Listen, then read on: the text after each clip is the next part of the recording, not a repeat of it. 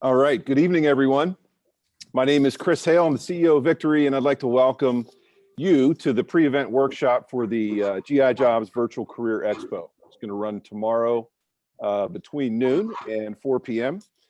By the way, before I forget, for anybody in attendance today, by all means, I think we've all used Zoom at this point, 14 months here into the pandemic, but go ahead and use the chat button in the bottom right. And if there are any questions that you would like to ask any of our panelists throughout the evening here, and we will have an opportunity at the end of the session to take about a 10-minute Q&A, I think. Okay, let's jump into it here. So, by the way, as well, I wanted to, for any transitioning service member, veteran, or military spouse who is watching and is not yet signed up for our Virtual Career Expo tomorrow, I am told, yes, we do have some open slots. I encourage you, if you haven't signed up yet, go to gijobs.com/expos, EXPOS, just like the baseball team from Montreal. I think I may be the only one old enough to remember those guys. But gijobs.com/expos to sign up and attend. Or if you've got military brothers and sisters that have not yet signed up, go ahead and have them do that as well. It's going to be a lot of employers there tomorrow waiting to chat with you, and more than that, wanting to hire you. So I don't want anyone to be shy tomorrow. Don't fear the conversation. I know that virtual events and job fairs in general can be very unnerving at times, but just jump in, get in line, talk to those employers. We have really the best technology available for virtual career expos that's out there. It's brazen technology. So we have video capabilities, and it's really as close to the real thing as you can possibly get. Little background on me. Listen, I know how hard it is to transition from the military into the private sector.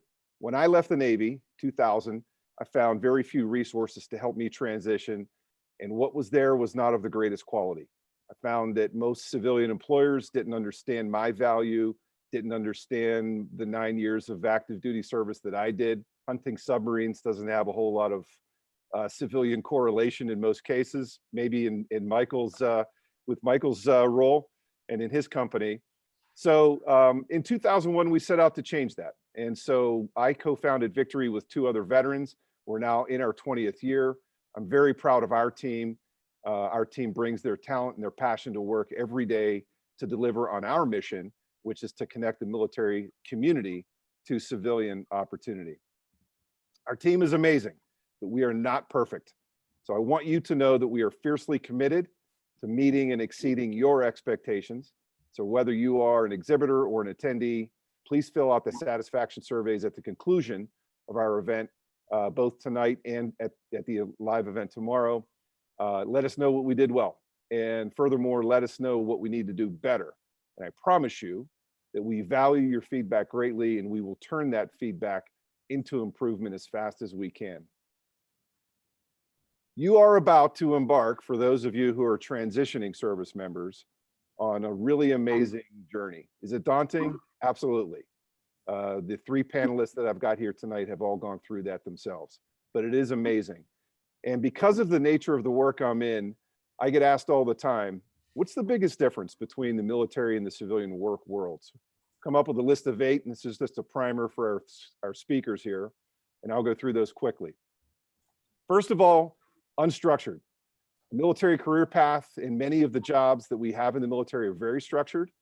They're structured because, in essence, we work in very dangerous situations.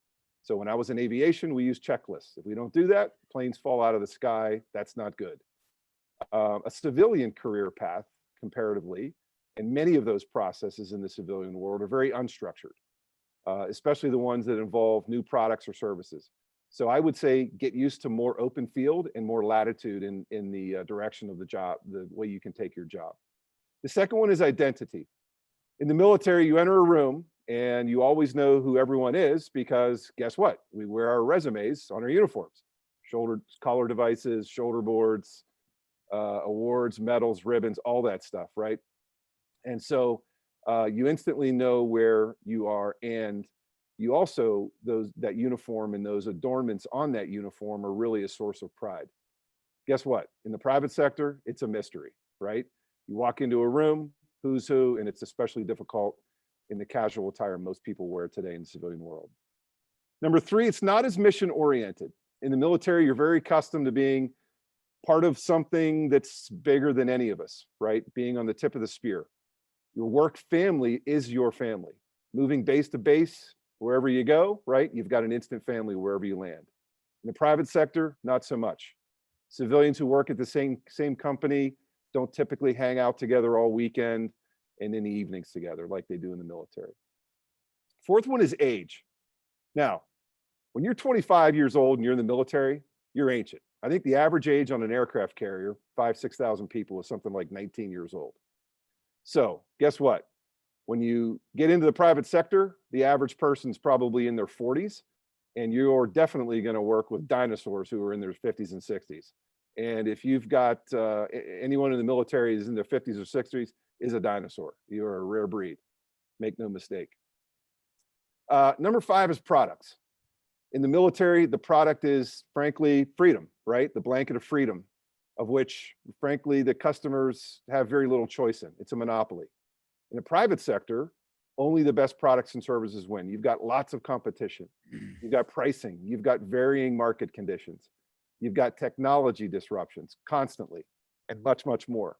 You're constantly tweaking your product to meet or exceed rapidly evolving customer expectations. Number six is customers. Your customer in the military, US taxpayer, pretty distant. In the civilian world, you're very likely going to be very close to your customers. Your customers pay you. They're the ones that provide the lifeblood for the company, the revenue. And so get used to being very aware of your customers and their wants and their needs. Number seven is money. I mentioned I was in the Navy. I was in an anti-submarine warfare aircraft, P-3 Orion. It's now retired. It's now replaced by the P-8. We would routinely go out on missions, and we would look for submarines, and we would drop sonobuoys into the water. Well, these things hit the water. They last for a few hours. They scuttle, and they're gone forever. I would typically use anywhere from 60 to 80 to 100 of these in any given mission. They were not reusable. We couldn't retrieve them. And I later found out that they cost thousands of dollars a piece. Now, did I care about that when I was in the military? No, we had a quote, we had numbers, we had a certain quantity we couldn't really exceed, but I was never measured on how well I tracked that submarine based on the number of sonobuoys that I used or the expense of the sonobuoys that I used. That's going to change in the private sector. Everything is around money because money is the fuel that fuels businesses. And the last one, guys, is time. How many times in the military, right? Hurry up and wait.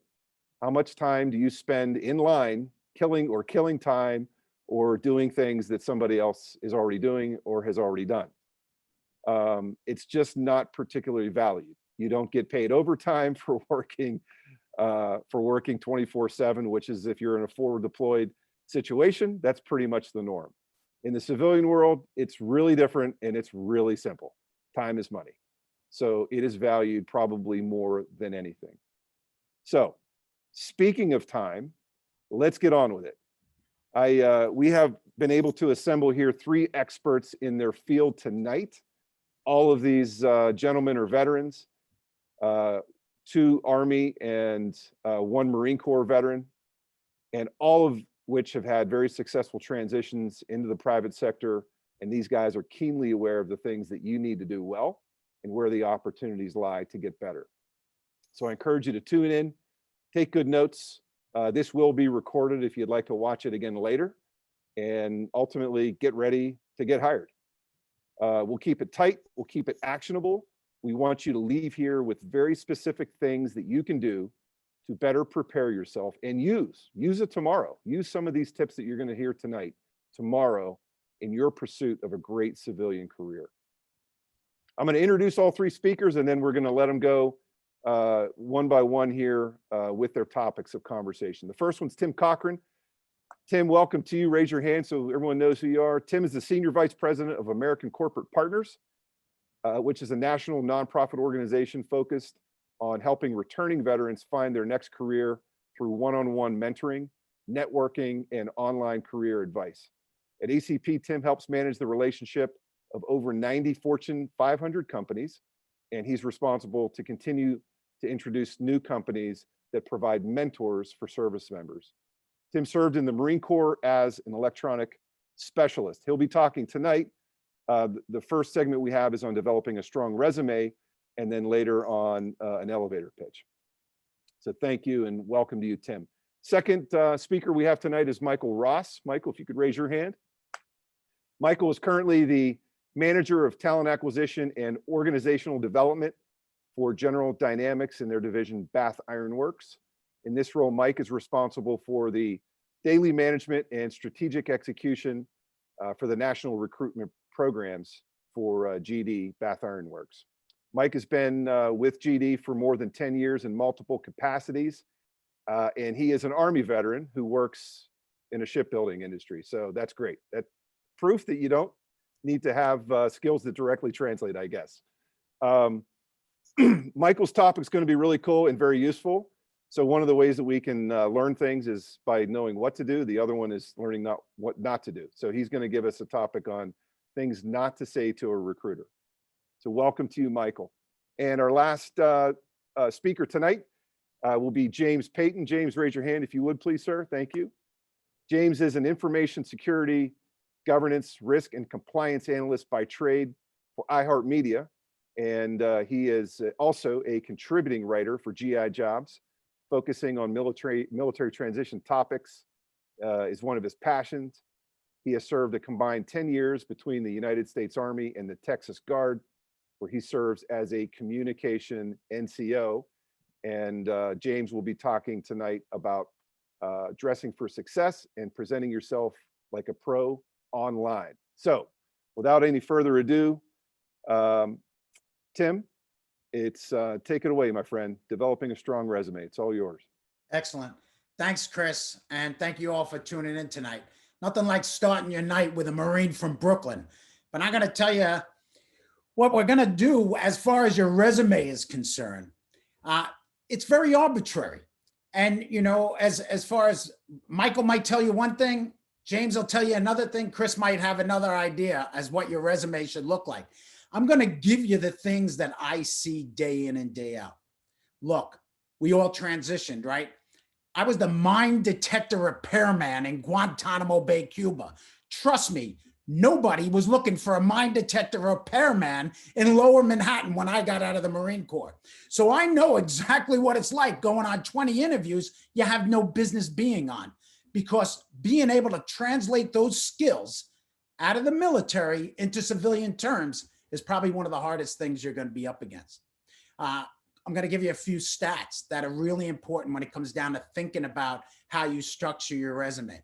And look, I'm not going to throw up slides and say to you, hey, look, you should do this, that, and the other thing. I'm going to give you some pointers on the things that the hiring managers are going to be looking for on that. And then you could go on Google and grab a couple of sheets and pick out the one that looks best for you. But here's the thing.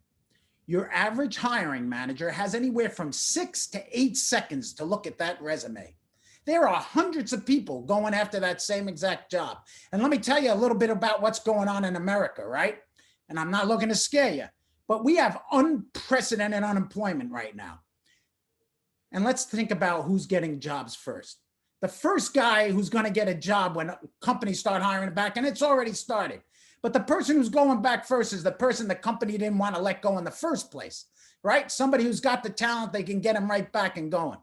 The next person to get the job is somebody with translatable skills. That might be somebody at American Airlines who's been laid off, and now Delta is hiring, and they pick them up because they know, boom, I can plug and play them, and they get to work tomorrow. I don't have to worry about training them. They're on track. The next guy who gets a job or gal gets a job is going to be that man or woman right out of school who comes cheap. They don't have to worry about it. They train them pretty quickly. They get them on board, and then their own people bring them along. That puts veterans in 4th place, my friends. But here's the thing. Every company wants you. They get it. They understand you got fabulous foundations. They understand you know how to communicate. You work in chaotic conditions. You know how to work overtime and complete tasks. They want you. And I'm blessed. I spent over 30 years at the New York Stock Exchange working with over 2,800 of the biggest companies in the world. They love veterans. So let's see how we can get you to get through that interview and get in front of that hiring manager, right? 8 seconds, that's not a lot of time, right? So here's another big part of hiring, direct referrals. There's all kinds of stats out there, but I think one of them I saw was that almost 85% of all jobs received in America last year were by direct referral. So even with that fabulous resume, and so many of you show up with a 5-page resume, that sucker's going right in a round file, but having a direct referral might get you that HR manager who says, all right, I'll take a look at this guy because Tommy Schwartz upstairs says he's a great guy or she's a wonderful woman, right? So direct referrals, all of that. So now we're down to your resume, right? So something's got to jump out right out of the gate. You've got to spend the time, and look, you might have to have 4 or 5 resumes depending on what your career path is and what kind of roles you're looking for, because you need to be able to translate each one into civilian terms, right? So that first little piece, you might want to put a cover story, your headline, whatever, that jumps out and grabs them.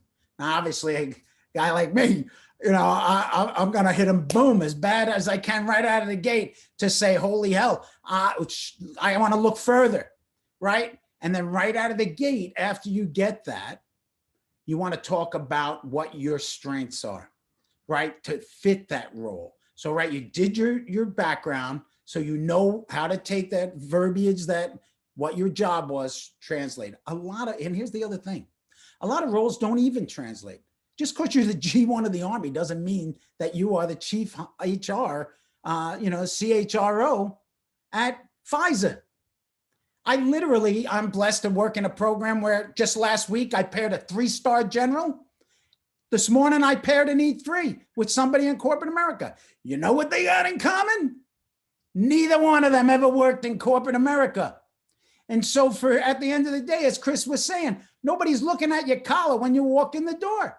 And so that resume is it's so important to be that little bit of piece and look, they're not going to spend a lot of time on your resume, but you need to get through the door. You need to get in queue to get in front of, the Michaels and the James of the world so that you can get that in through that interview, right? So translating your skills into that role, right? And then chronologically, my own background, right? I went as a tech to the New York Stock Exchange. I wound up becoming a clerk at the New York Stock Exchange. I went on to be a broker at the New York Stock Exchange. I started a real estate company. I ran for Congress. That gives me a lot of different things I could do.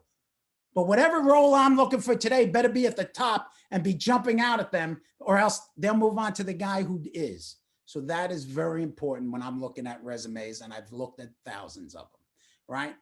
The next thing that you're going to talk about your leadership. You're going to talk about your work ethic inside there. And, you're going to put those little points after you put down what your role was. A couple of things that are really important. One, no acronyms. Nobody cares about your unit citations or anything else. And I know I'm jumping around a little bit, so don't take for what I'm getting. This should be the order. Some people tell you if your volunteer experience doesn't factor into what role you're going, don't worry about putting it in. Not me, because I want to know something about your character. I want to know who this person is. Most of the times I say to myself, if they have a few of the basic things on their resume that'll fit that role, I can train them. That's how I wound up at the New York Stock Exchange. The guy who ran technology there was a former Marine, and he felt that if I could survive Paris Island, he could train me. Thank God he did, because I was blessed to get into a great, training program there. But I'm going to tell you another thing about getting hired. It's not going to be so much that job once you get in there as much as the culture of the place that you're going into. So do your homework on those roles. Go in and look at what is that company's, what are they looking for? What kind of corporate values do they have? And put that in your resume somewhere in there. Align yourself with the corporate values, because you might run into a guy like me who says, holy smoke, she served in the Army, 10 years, whatever. You might not have a bachelor's degree. And trust me, most of these jobs that are out there, if you don't have a bachelor's degree and match up with them, they're not going to get there. So that's where direct referral really is going to make a difference. So that's very important also. So, but volunteer experience on your resume is very important. The other big thing, spelling and accuracy. Spelling and accuracy. If I'm looking at your resume and all of a sudden I see August 1995, and then the next thing I see is a big gap somewhere, you better be able to answer those gaps, right? So it's more important that I have a chronological order that matches. And if I have to look at it with technology alone, look, I got Catholic education. I could barely spell my own name when I came out of school. You got spell check. Take the time, go through it, look at it 5 times. And then you know what? When you're done with that, hand it off to your spouse or your mother, your father, whoever's in the room, and make sure they check it 5 times for you also. Because one of the first things a hiring manager is going to see is attention to detail. It's going to be very important to them, right? Your strengths, so important, putting them in there. Make sure what you're going after is the role that you've done that job. That's going to be really important. Skills translate into civilian terms, really important. Don't get into any of your unit citations or your background along that. No more than 2 pages. No more than 2. They don't have the time, right? They might go down to what you did in, and they're just going to skim through the top of that second page down to the bottom just to see what your education and so on and so forth is. Listen, folks, I can't tell you how important it is, but get that resume, make sure it's right, make sure it's correct, make sure it matches the job. Don't waste your time, because you'll just piss off the HR manager who you're sending them in a resume. You're in healthcare and you're going after a tech job. What the hell am I looking at you for? I need somebody who's there, and I got 200 of these resumes. Make sure you do your homework. It's kind of like a 60-60 proposition. If you want to get noticed, right, do a little bit more, do a little bit of legwork, have a direct referral, get a great resume, 2 pages long, and I think you're going to be golden. Companies want you. Trust me. I'm blessed to talk to CEOs literally sometimes twice a week. Timmy, how do I get more veterans in here? And how do I get my HR hiring managers to understand what they bring to the table? Help them. Do the work. Take the time, get a great resume put together. There's plenty of sources out there that can help you. And of course, for me, get a mentor, because nobody's going to know better than the people who are working in those companies. Who better fits those companies are going to open doors and make those referrals for you, which are so important in getting a job. I put ACP in the thing. Everybody knows us. All these gentlemen know us. It's an ideal opportunity to have somebody who's dedicated to you so that you wind up in a great job. Good luck out there. I look forward to talking. Wait till you hear my elevator pitch. We're going to have some fun then. Chris? Tim, thanks, man. You got a little energy, man, and I love it, because that's what we need here after dinner at 7 o'clock at night here. But that was great, man. Appreciate it. I'm gonna give you 1 or 2 questions here at the conclusion of this, and then we'll save the rest for the end. You mentioned maximum of 2 pages. Is 1 page better on a resume? I don't see where it could hurt, right? I tell people all the time, don't make stuff up, right? If you can get that information over to them, remember there's 2 or 3 lines in that resume that's going to grab them. It's going to be your opening. It's going to be, does that role I'm looking at, look, they're under the gun too, your average hiring manager. They got to fill those roles. So they have a lot to consider when they're going through it. So 1 page works great, long as it matches up to what you're going after. Very good, thank you. And then the other question was around, if you know the recipient of your resume is going to be someone who's a prior service member, and I've heard this time and again, some of the initial screeners right now, in talent acquisition within corporate America, are people with a military background. So when they see a resume that's been really super civilianized, they're kind of looking for, hey, maybe they are looking for what unit was this person in, what sort of, how fast did they promote, how did they do versus their peers? They're looking for some of that military stuff. Do you recommend that veterans have, so 1 resume that's very sort of sanitized of military stuff and quote unquote very civilianized, and then a separate one that has maybe some of the details of their military service, or not? Personally, Chris, I say no, for the simple fact is this. Way too often, these are going, if you know specifically that you're going to get to hand this off to that person, great. But if you're going after a role that, yes, the head of blah, blah, blah, talent, veteran talent, and so on and so forth is there, but you're not, if you can't be 100% sure, then it's not worth the choice as far as I'm concerned. I want to be, and remember, they're going to read into it. They're going to expect you to be able to talk to the fact of what you're putting down in front of them is the way obviously, Mike or James might have a different perspective. But from my perspective is you're going after a civilian career. They understand, the military piece. They understand that but they want you to know that you're prepared to be able to speak their language when you show up there, because they're only going to be with you for a few minutes, and then they handing you off to your supervisor who may not have served, and so on and so forth. So I believe that they're really looking for somebody who can talk the talk. Good stuff. Thanks, Tim. Hey, we're going to move on to our next segment. Michael Ross is going to talk to us about what not to do, things not to say to a recruiter. Michael, take it away. Thanks, Chris. The first thing I got to say, I need more Tim in my life. I need Mike, come to Brooklyn. I'll buy you a slice of pizza, brother. For the love of God, my best friend is a Marine, and I tell him all the time, I don't need any more Marines in my life, but I think you do, Tim. The first thing I would say to anybody that's on the line with us is anything that just came out of Tim's mouth is solid gold. Solid gold. Dead on. I've had the luxury of talking with James before, so he knows my position.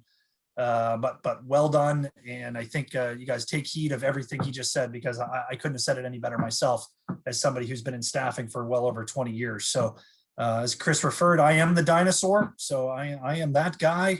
I do know who the Montreal Expos are, by the way. So that was good.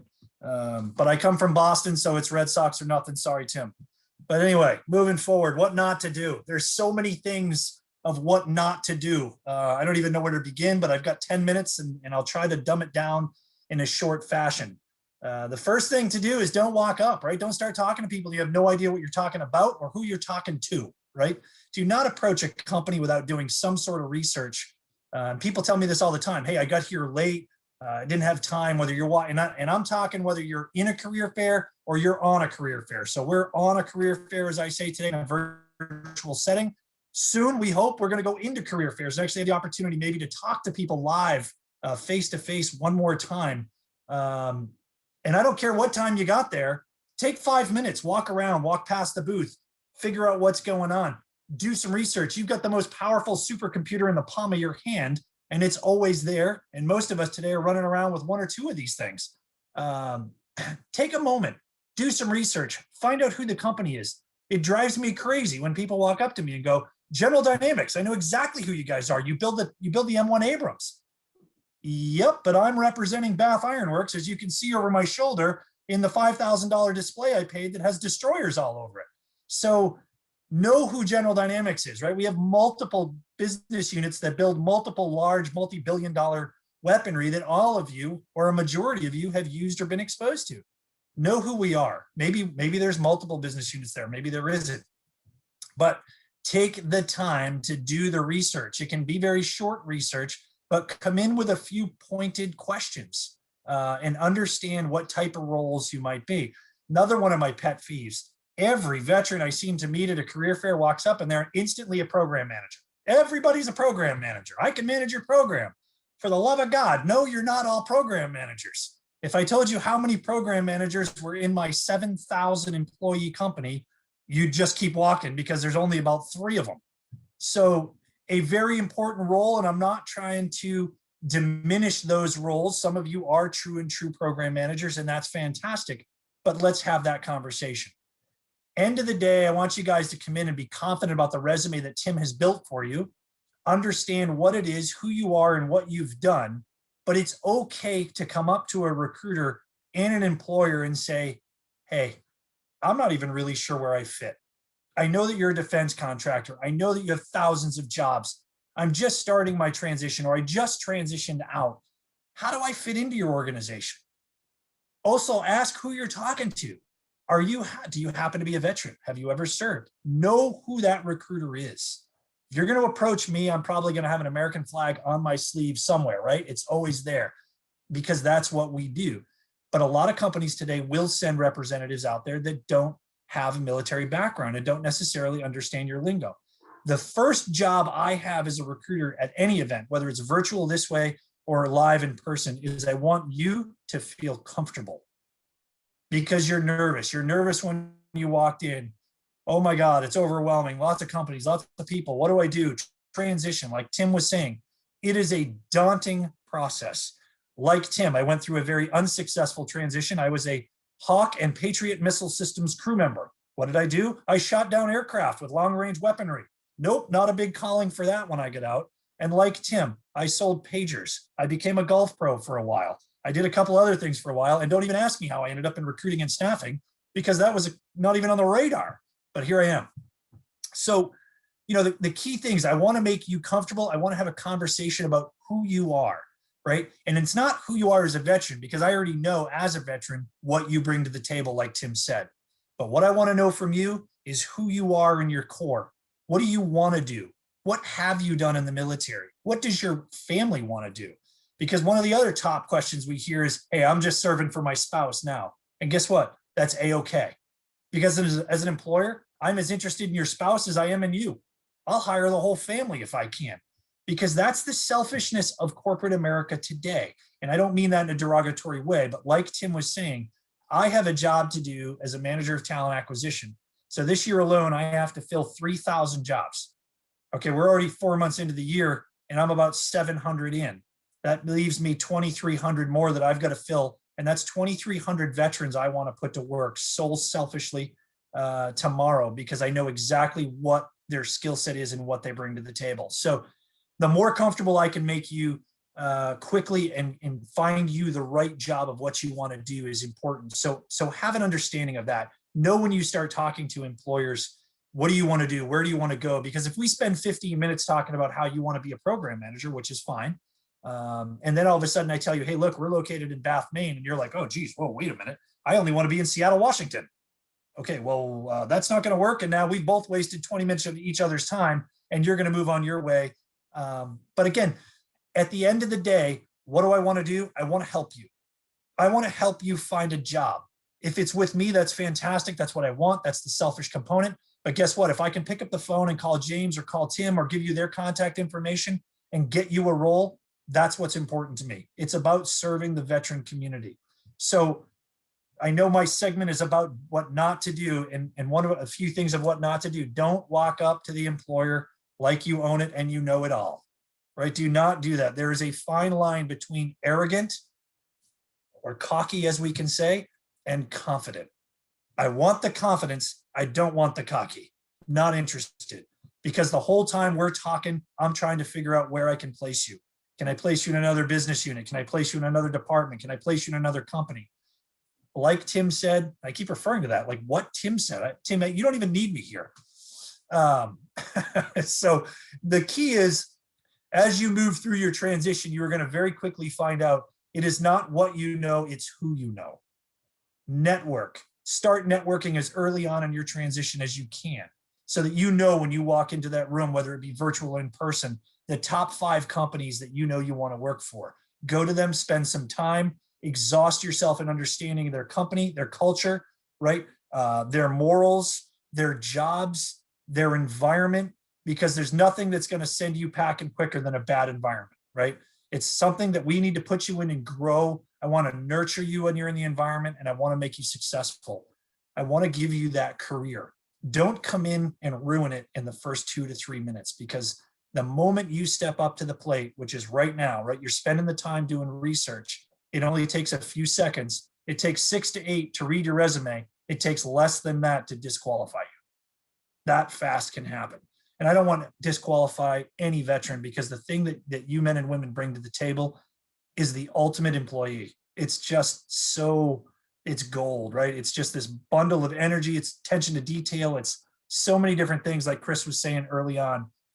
But I'm going to be the first person to tell you, as someone who's gone through it like the rest of these gentlemen, it's tough. It's hard. Don't make it harder than it already is, because it's painful. You don't know where to go. You don't know when to get up. No one's telling you what to do. And guess what? There's corporate America just picking away people left and right. And I'll be the first to tell you right now, from a guy who's doing this every single day, it is one of the toughest markets out there right now. We're coming off the heels of a pandemic. We got low unemployment rates. I just drove about 5 miles down one of the major routes here in Maine the other day to one of our job fairs, and there was not a company in that 5 miles that did not have a sign out that said, now hiring. Everybody's hiring, which is tremendous opportunity for all of you, but understand very quickly what you want to do and where you want to go, because that's the quickest way to an employer's heart. And again, so in these job fairs, don't be afraid to ask questions.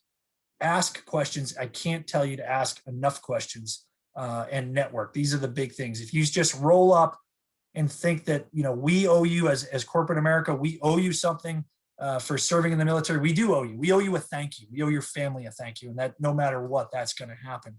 But I want to have a conversation. I don't, Tim's elevator speech, like he's saying, is going to be very important. Lots of recruiters out there on the road today are all military veterans, and that's important for you. But again, know who you're talking to, know what you're talking about with regard to the company and the openings and the background and what they do. There's lines, there's lots of people, there's lots of veterans, and we want to get to every one of you. But again, we're on short time.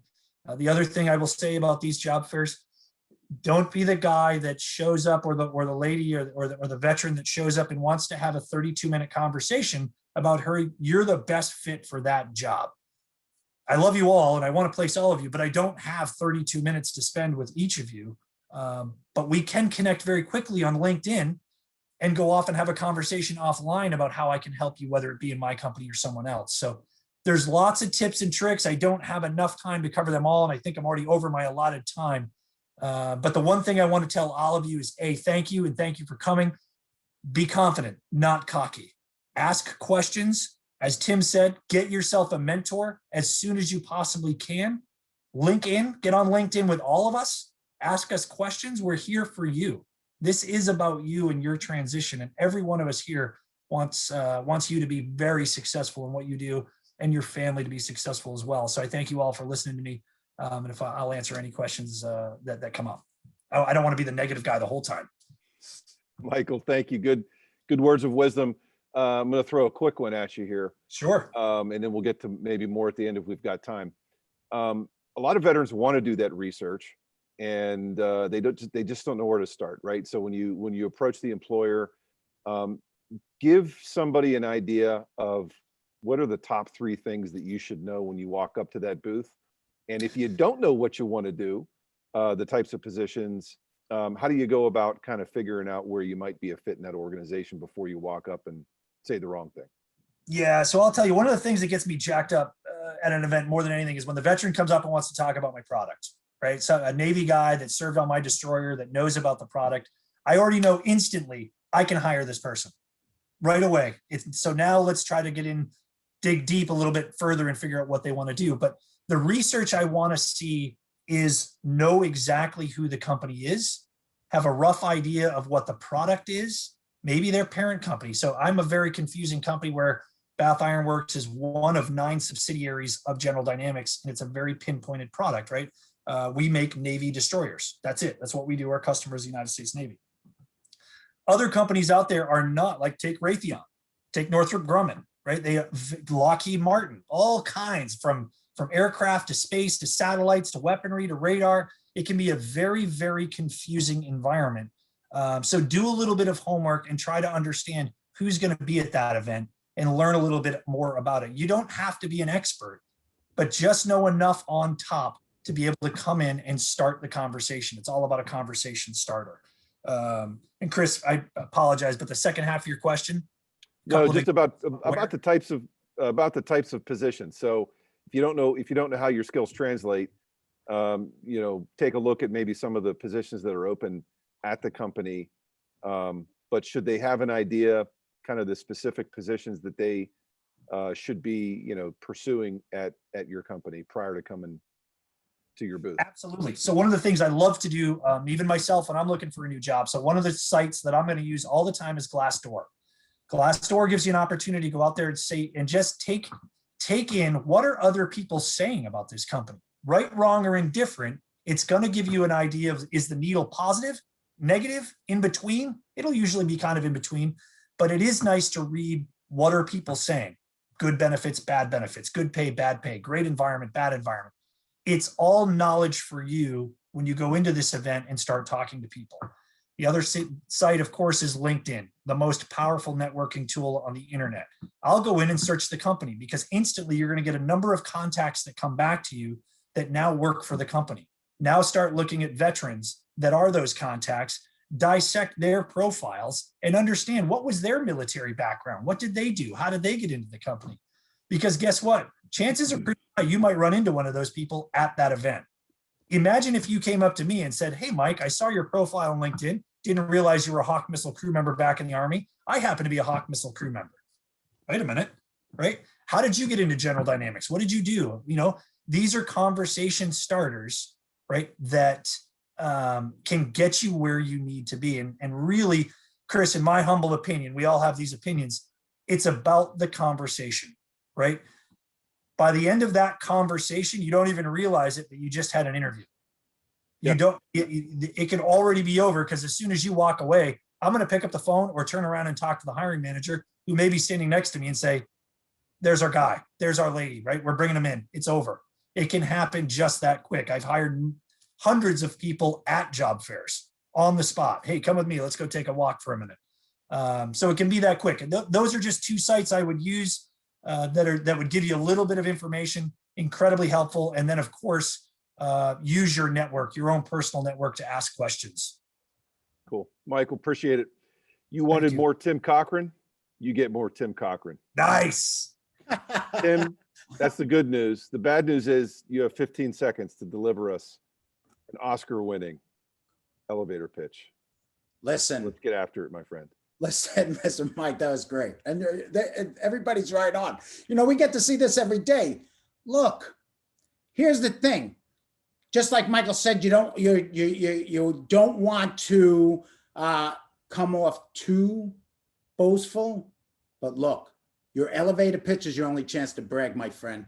You're only going to get a small window, and you better grab their attention and get it good. So, one, you got to be able to share your expertise quickly and effectively, right? How are you going to do that? I don't know if you've been from New York or you heard this term before, but how do you get to Carnegie Hall? Practice, practice, practice, right? That's what it's all about when it comes down to doing an elevator pitch, because you're only going to get that one shot, right? And it's probably not going to be in an elevator. It's going to be like Michael said, you're going to get 2 seconds for this guy to see you.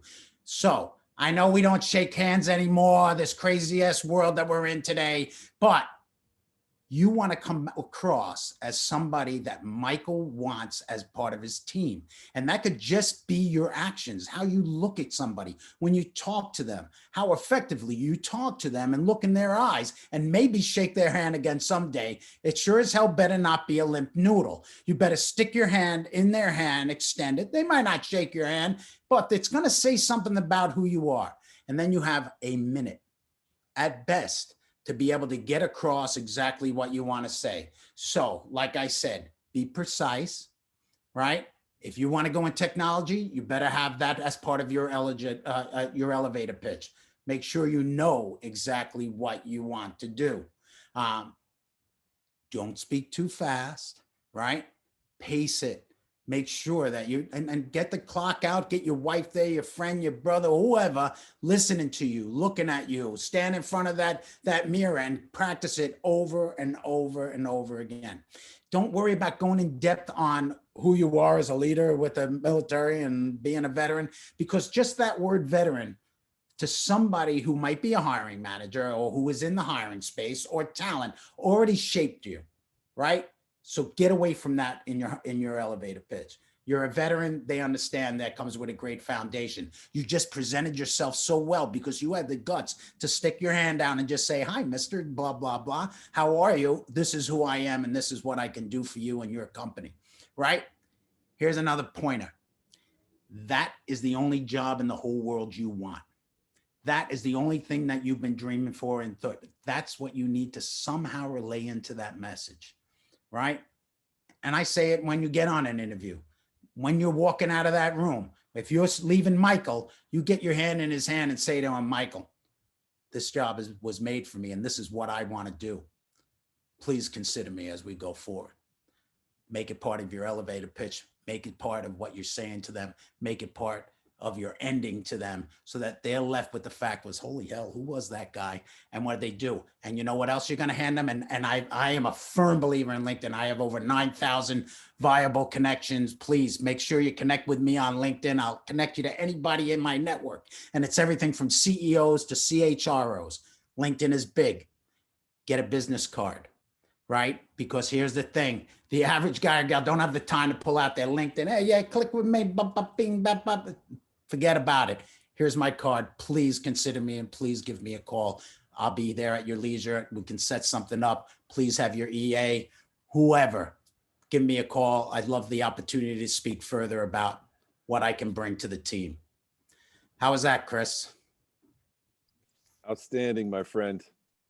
Outstanding. And forget about it. I'm never going to forget about that. That was perfect. Beautiful. Love it.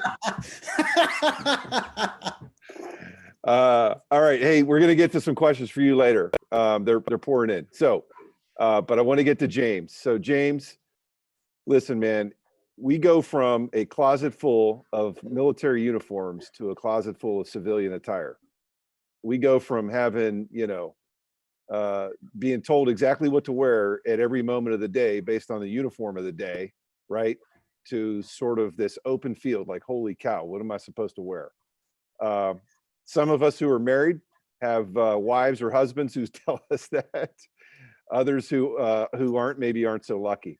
I've seen lots of fashion emergencies, and I'm sometimes one myself, of veterans who have gotten out and done it. But give us some advice, if you would, on dressing for success, especially in an online environment. Oh man, I don't know how I follow Tim. Tim is my new spirit animal, honestly. I don't know how I follow him, and Michael right behind him. I mean, this is gonna be a tough act to follow. I'll do my best. I'll try to be clear, concise, and quick. But dressing for success, I could just leave it at that and send you on your way. But there's some key components, some key points that I want to kind of bring out and expand on a little bit. So this event tomorrow, it's a video component to it. There's going to be video chat capabilities. You're going to be able to talk one-on-one with recruiters. You're going to have an interaction with them. You need to treat that as if they're sitting right there in front of you in a physical space, okay? With that said, you need to dress in a professional manner, okay? No uniforms, no pajamas, no t-shirts or stuff with, crazy logos or inappropriate wording or graphics. Certainly not. You need to dress in a professional manner. You need to portray a professional image, because the recruiter is the gatekeeper, okay? These recruiters that are going to be at the event tomorrow, they are the gatekeeper that can get you to the hiring manager, okay? They are the ones that can say yes or no to even getting you to the hiring manager. A good interaction with them, okay, that increases your chances of getting put in front of the hiring manager, okay? The recruiter tomorrow, more than likely, the recruiter is that you're going to interact with recruiters, not hiring managers, okay? You want to get in front of the hiring manager, you need to impress the recruiter. And that means you need to dress the part, all right? That won't happen if you don't make a good first impression. So you need to dress professionally. So for guys, just real quick, I would suggest maybe a nice button-up shirt, something similar to what I'm wearing, something similar to what Tim is wearing, and even a polo shirt like Michael was wearing. That's fine. Throw in a tie for good measure if you really want to add some personality to it. Ladies, a nice blouse with a blazer that could do the trick, and you'd be just fine. For more detailed information on that and different other options, a quick Google search can give you a bunch of different options that you can look at and wear for the event tomorrow and going forward in your transition journey. All right. So that's number one. You want to impress the recruiter, you need to portray a professional appearance. Number two, dress good, feel good. I don't know about you, but when I dress up, I feel amazing. All right. I think back to my wedding. I think back to my prom. Lucky for me, I took the same person to prom and married her. But I feel amazing when I get dressed up. Even my first day at work, in the job I'm in now with iHeartMedia, I wore a nice blazer, nice button-up shirt, nice loafers. I remember it to this day. I felt so amazing when I walked in, all right? And I think that applies to most people. I don't think there's any science to that, but I think most people, when they dress up and they look nice, they feel good. So think about the times in your life when you've dressed up. Think about your prom. Think about your wedding. Think about, any other time where you've dressed nicely. How did you feel? Now apply that to the event tomorrow. Apply that to other career fairs going forward, whether they're in person or virtual. You'll feel good, you'll look good, and that confidence can come through to those recruiters, even through the screen when you're talking to them. They'll be able to pick up on it. Number 3, and this is probably the most important one. You've worn a uniform for however many years, 20 years, 30 years, 4 years, 6 years, however much time you serve. You've worn the same thing as your coworkers every day, day in, day out, downrange, training missions, garrison, it doesn't matter. You've worn the same thing as your coworkers for a very long time. But now you're entering a world where you don't have to do that. And so what you can do is you can let a little personality come through within the confines of being professional, of course. All right. But you can let a little personality come through, but you can mix things up. You can wear different things within the confines of being professional. You don't have to look just like your coworker anymore. And that there's something to be said about that. Honestly, it feels amazing. As much as I love putting on that uniform, it's still in my closet, still pressed. As much as I love putting on that uniform, I also like being able to let my personality show with the clothes that I wear in a professional setting. It feels great. All right. So a lot of what I just said that applies for the event that you're going to be attending tomorrow. All right. But you can take this stuff with you throughout your transition journey. Okay. Just remember, dress for success, impress the recruiter, dress good, feel good, and you finally don't have to wear a uniform anymore. So take advantage of that. So one other thing I want to say is, for anyone out there, look me up on LinkedIn. I'm out there. Connect with me. If I can help you out in any way, I surely will. And good luck to you. James, thank you, man. And you can hear a lot of James' advice, read about a lot of James' advice in GI Jobs magazine and on gijobs.com. Thank you very much. It's all about we've come a long way from the days when you had to wear a suit and tie to an interview and job fairs and everybody's kind of rigid and all dressed up. And it's really about, business casual today. That's the norm, even at the highest levels within most of these companies, and being comfortable. And I think, I hear that a lot from veterans too. It's like, if you're comfortable, right? And to your point, if you're feeling good, if you're in that, whatever, wardrobe that you feel good and confident in, you're going to impress somebody, right? You're going to have better conversations with recruiters and with hiring managers. It's just going to come across a lot more, a lot more relaxed, I think. Most definitely, for sure. Hey guys, great words of wisdom. I love it. We've got just a couple of minutes here for questions. I want to get to this one because I think this one really kind of hit me, and I want to kind of just pose this to the group. Whoever wants to kind of go first, go ahead. We've heard a lot of advice for veterans, and especially for transitioning service members. Any advice on how to work this career expo for military spouses? Look, I'll tell you right out of the gate, you talk about the underserved of the military, it's the military spouse, and your issues are different, right? You're so different than the veteran. You're up against different hurdles, and you know it, right? You might have an MBA but can't get a job at Target because they think that once they find out you're connected to somebody in the military, it might be your spouse, that you're going to be gone in a year.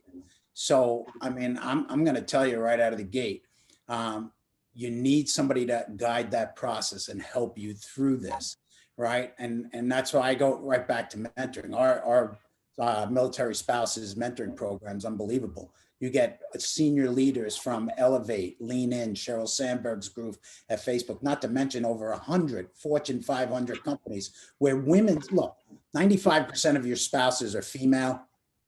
It'd be silly for me to sit here and try to tell you about what the issues for women in corporate America are, because obviously I've never been a woman in corporate America, and it's a hell of a lot different than what the men are up against. And so Get somebody who's been there, done that, made the mistakes for you, and help guide that process so that you wind up looking at the right job and coming in at the right level where you belong, not versus where somebody else is telling you you belong. Just a thought. Yeah, what Tim said is important, and it's important across the spectrum of this for spouses, for the transitioning veteran themselves, whoever that may be. You need to get a hold of somebody that's been there before. Get a hold of somebody that can help guide you along the way, and like Tim said, has made those mistakes. You don't even realize as a military spouse how big your network already is. Okay, you have people that you can pick up the phone and call to help you take care of the kids. You can have people that can help you to do all sorts of different things. So apply that same thing with finding a job. There's someone in your network. I'm willing to bet on it. There's someone in your network as a military spouse that can help you along the way, for sure. Good stuff, guys. Thank you. Another question here. What are some of the keywords that we should be looking at for use on our resume? I guess for scanning purposes, mostly when this goes into the applicant tracking system.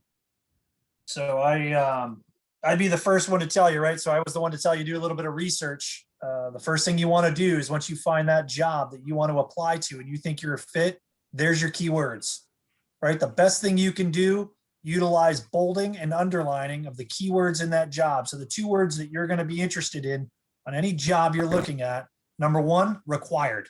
What is required? Because that's the first thing that I'm going to disqualify you on if you don't have it, right? The other one is desired. Desired is, we really wish this person had all of these wonderful skills, along with all of these over here that are required. That is the purple unicorn, essentially, as they call it, right? We as recruiters know that candidate might exist.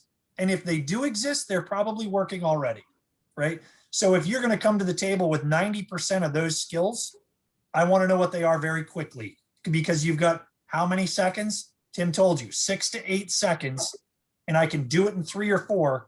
As I said, disqualify you. Look at the job description, find out what's required. If you have those skills, get them into your resume, get them bolded, get them underlined, and make them jump right off the page right at us, because that's the part that's going to separate you from the herd. So incredibly important.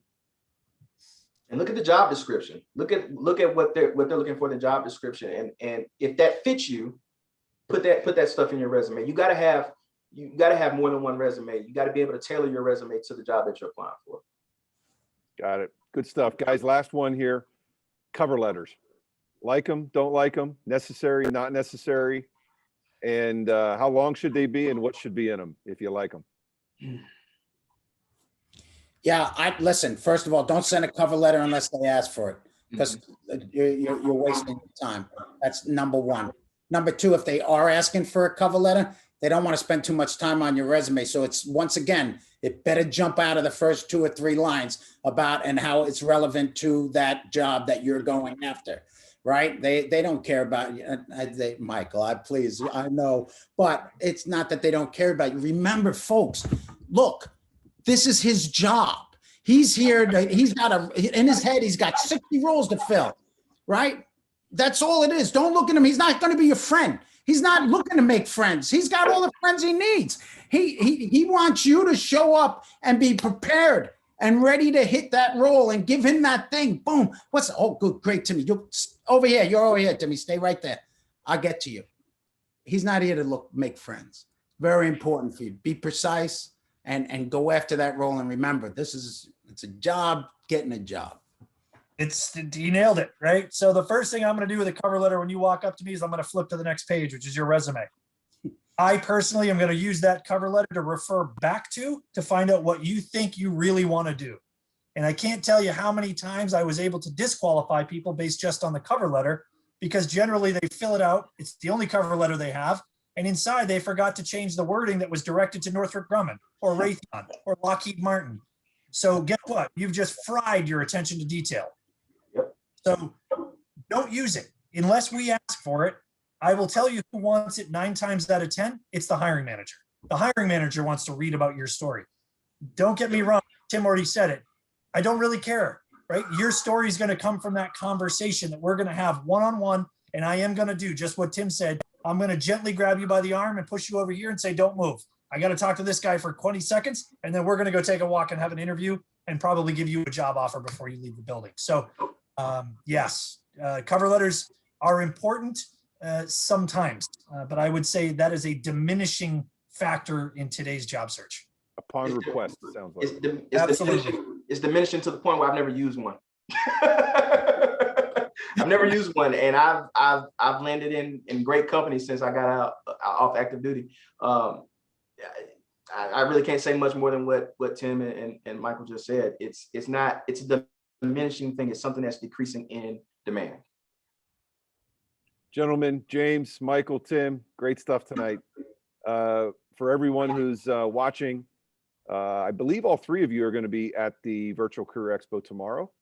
You'll have an opportunity to speak with them tomorrow again in their booths, and just great stuff. Really enjoyed it. Great lively conversation. And anyone who has not yet signed up, please go ahead and do so at gijobs.com/expos. And we will see you all tomorrow at noon Eastern for the GI Jobs Virtual Career Expo. That's all we have. Thank you for your time and attention, and have a great evening.